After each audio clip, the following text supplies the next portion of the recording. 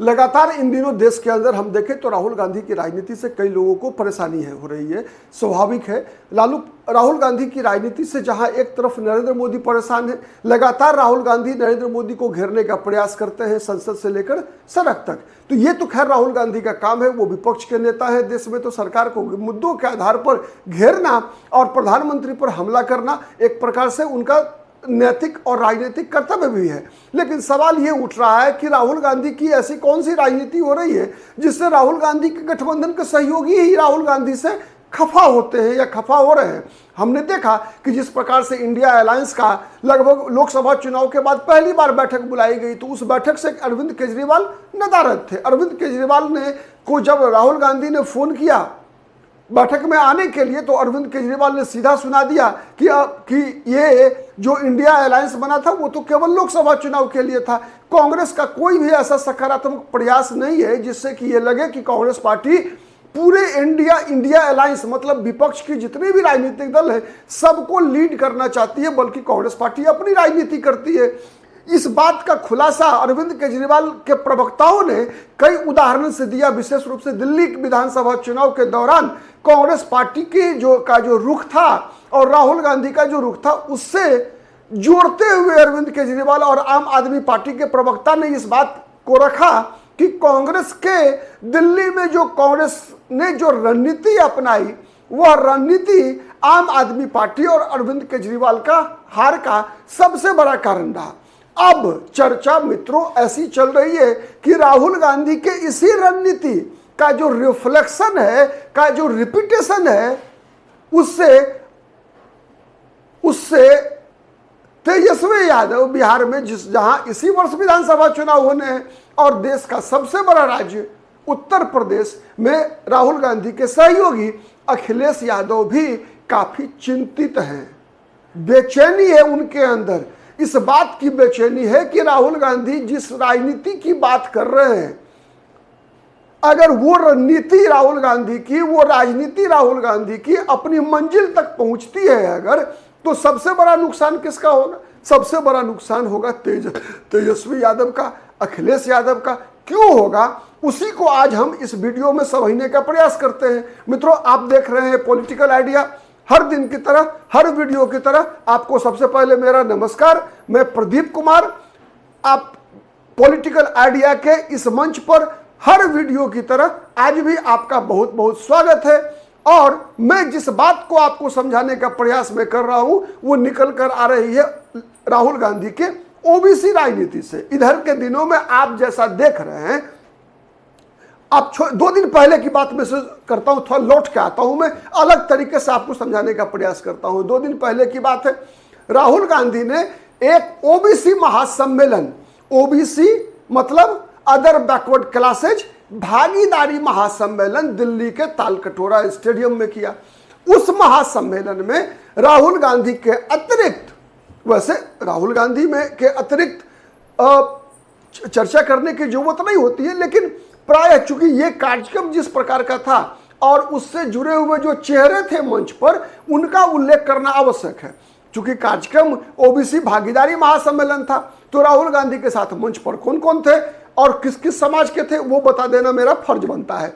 सबसे पहले कांग्रेस पार्टी के राष्ट्रीय अध्यक्ष मल्लिकार्जुन खड़गे को आप जान रहे हैं। उसके अलावे वर्तमान में पिछड़े वर्गों में कांग्रेस पार्टी के जो मुख्यमंत्री है, पिछड़ा वर्ग से आने वाला कर्नाटक राज्य के मुख्यमंत्री एस सिद्धारमैया को हमने देखा वहां पर।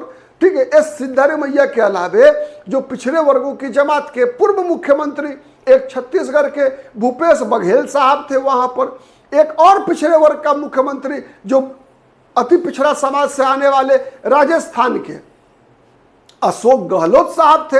एक जमाने में राहुल गांधी और अशोक गहलोत की बॉन्डिंग जो है वो काफी मजबूत हुआ करती थी, लेकिन इधर के दिनों में जिस प्रकार का हंगामा आज से 3 साल पहले हुआ राष्ट्रीय अध्यक्ष के मुद्दे पर, अशोक गहलोत ने मुख्यमंत्री की कुर्सी छोड़ने से इनकार कर दिया था, उसके कारण देखेंगे कि कहीं ना कहीं राहुल गांधी से अशोक गहलोत की दूरी बनी थी।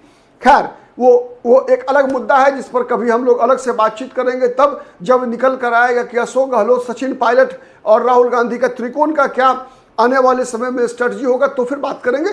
तो लेकिन उसमें जो मंच पर लोग थे उसमें अशोक गहलोत के साथ ही सचिन पायलट भी थे। सचिन पायलट भी पिछड़ी जाति से आते हैं, गुजर समाज के नेता हैं।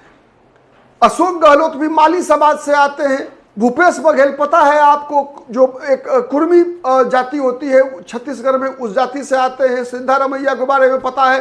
तो ये सभी चेहरे हैं कांग्रेस पार्टी के पिछड़े वर्गों की राजनीति का। और उस दिन हुआ क्या, जो सबसे महत्वपूर्ण बात, 2-3 बातें जो राहुल गांधी ने कही, उसका आज मैं आपके सामने उल्लेख करता हूं। राहुल गांधी ने क्या कहा कि सबसे पहले राहुल गांधी ने माफी मांगी। बोला कि मुझे इस बात का पछतावा है कि मैं जब मनमोहन सिंह की सरकार थी तो फिर 2011 में जो जातिगत जनगणना हुआ था उसे जाति के आधार पर मैंने क्यों नहीं करवाया। इस बात का राहुल गांधी ने कहा कि राहुल गांधी को पछतावा है। और कहीं ना कहीं राहुल गांधी ने पूरे ताल भरी हुई ताल कटोरा स्टेडियम में लोगों से माफी भी मांग लिया।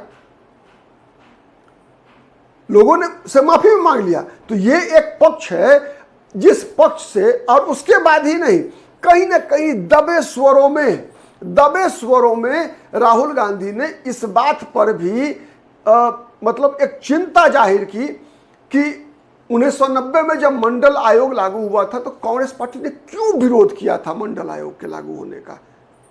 देखिए, एक बात आपको याद होगा, जहां तक मैं समझ पा रहा हूं, 1990 में अगर मंडल आयोग के लागू होने का कांग्रेस पार्टी ने इतना कड़ा प्रतिरोध नहीं किया होता तो मेरा व्यक्तिगत मानना है, आप लोग सहमत असहमत हो सकते हैं, लेकिन मेरा मानना यह है कि कांग्रेस पार्टी के बिहार में और उत्तर प्रदेश में, विशेष रूप से इन 2 राज्यों में एकदम से कमजोर हो जाने का सबसे बड़ा कारण रहा कि मंडल आयोग के लागू होने का कांग्रेस पार्टी ने घनघोर विरोध किया। दिल्ली से लेकर पटना से लेकर लखनऊ तक, कटक तक, मतलब उड़ीसा में भी उस जमाने में जेवी पटनायक कांग्रेस पार्टी के मुख्यमंत्री हुआ करते थे।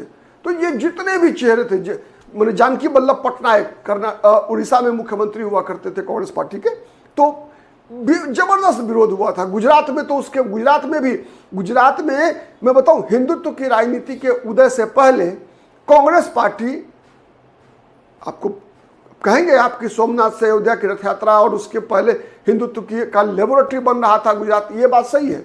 लेकिन कांग्रेस के एक कमजोरी का उतना ही महत्वपूर्ण कारण रहा कि वहां जो कांग्रेस पार्टी ने खाम की राजनीति शुरू की थी ना, खाम, KHAM, जिसमें था K से क्षत्रिय, H से हरिजन, A से आदिवासी और M से मुसलमान, जो माधव सिंह सोलंकी का फॉर्मूला था खाम का। तो उस खाम के फॉर्मूले से कांग्रेस पार्टी ने जो दूरी बनाई ना, जो गुजरात में,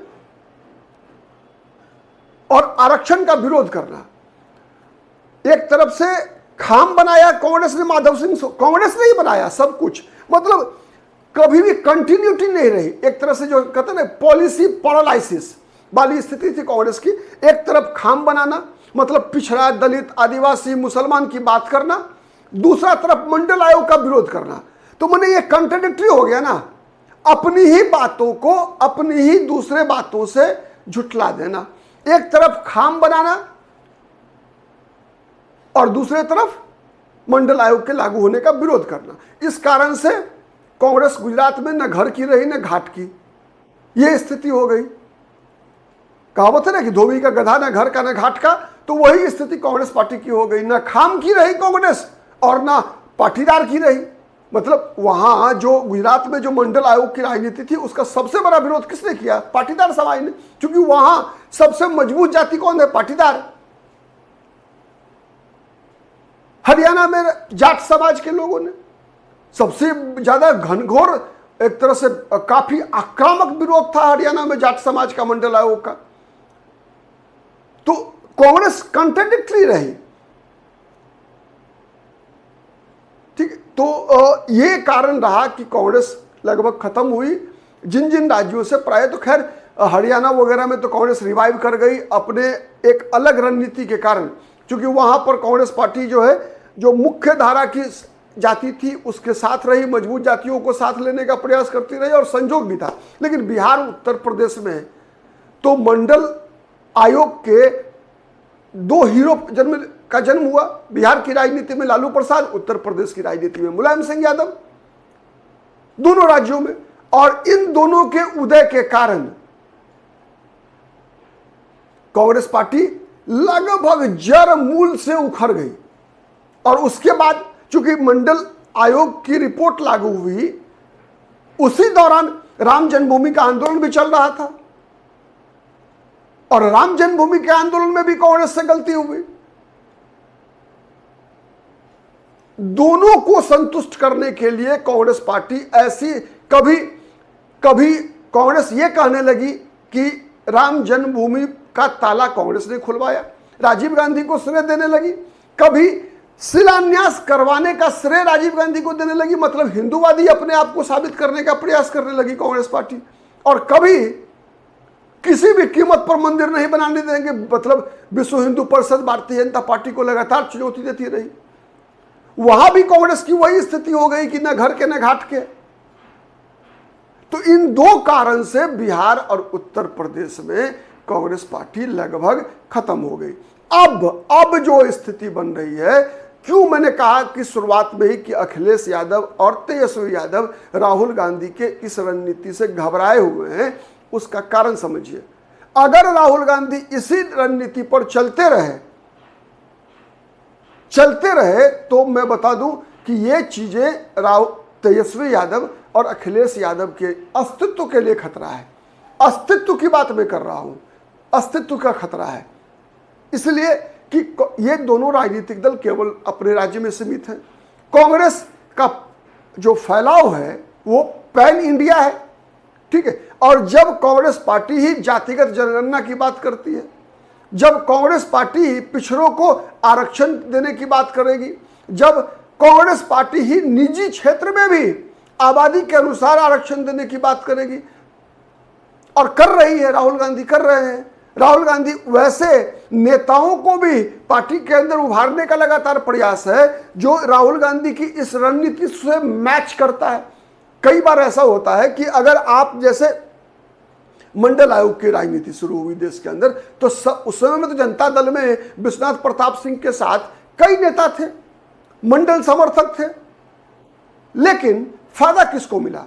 फायदा मिला, सबसे ज्यादा फायदा अगर किसी को मिला तो वो 4 चेहरों को मिला राजनीति में, और उसमें 2 चेहरा ऐसा जिसको सबसे ज्यादा फायदा मिला। वो 2 चेहरे मैंने पहले बताया, लालू प्रसाद यादव और मुलायम सिंह यादव। तीसरा चेहरा था रामविलास पासवान का,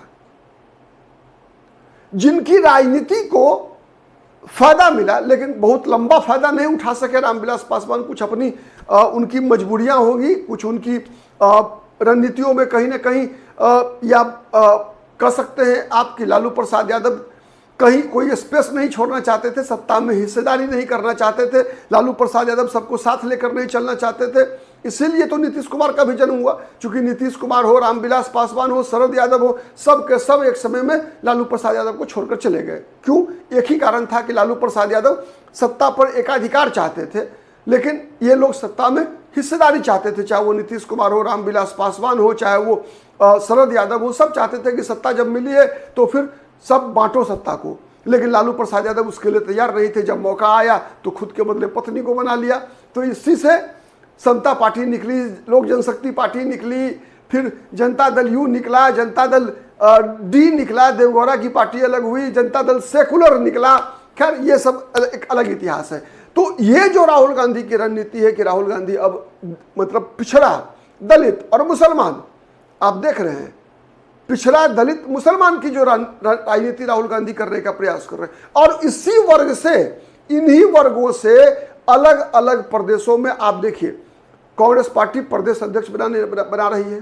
कांग्रेस पार्टी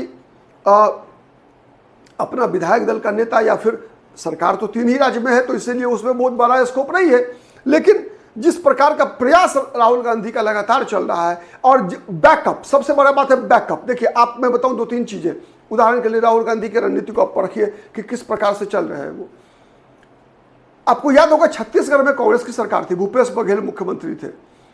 भूपेश बघेल के मुख्यमंत्री रहने के 3 साल के बाद वहां केपी सिंहदेव, कांग्रेस पार्टी के एक और नेता जिन्होंने मुख्यमंत्री पद की उम्मीदवारी दावेदारी किया, ठोका दावेदारी कि नहीं भूपेश बघेल को हटाकर अब जो है उनको बनना है, लेकिन राहुल गांधी फिर तैयार नहीं हुए। पूरा बैकअप मिला भूपेश बघेल को। वही स्थिति कर्नाटक में देख लीजिए। डीके शिव कुमार लगातार अब जो है दबाव बनाए हुए हैं राहुल गांधी पर, क्योंकि डीके शिव कुमार एक मैनेजर है, लेकिन राहुल गांधी का समर्थन लगातार एस सिद्धारमैया के साथ बना हुआ है। मतलब राहुल का हाथ पिछड़ी जातियों के साथ। तो ये चीजें राहुल गांधी लगातार साबित कर रहे हैं, पॉलिसीज में, नीति में, नेतृत्व देने में। तीन फैक्टर होता है राजनीति में, नीति, नेतृत्व और नियत। तो ये तीनों चीजों में राहुल गांधी एकदम स्पष्ट लाइन ले चुके हैं, और यही राहुल गांधी का स्पष्ट लाइन लेना कितना खतरनाक है, कितना नुकसानदेह हो सकता है तेजस्वी यादव और अखिलेश यादव की राजनीति का, क्योंकि इनकी राजनीति का आधार ही है पिछड़े वर्गों की राजनीति, पिछड़ा राजनीति। दलित नहीं जुड़े हैं ना अखिलेश यादव से ना तेजस्वी यादव से, कभी नहीं जुड़े थे। पहले अगर जिन दिनों हुआ भी करते थे उसके कई कारण थे, रामविलास पासवान साथ में हुआ करते थे, ठीक है। तो वर्तमान में जो है चाहे वो तेजस्वी यादव हो चाहे वो अखिलेश यादव हो, इनकी राजनीति केवल पिछड़े वर्गों की राजनीति है। और पिछड़ा वर्ग में अगर कांग्रेस ने अपना स्थान बनाया, सेंध मारा, और विशेष रूप से बिहार का विधानसभा चुनाव इस वर्ष से अगले वर्ष 27 में उत्तर प्रदेश में होना है, तो फिर इन दो राजनीतिक दलों का सबसे बड़ा नुकसान होना है, और ये नुकसान ये शायद झेल नहीं पाएंगे। आज के लिए इतना ही। नमस्कार।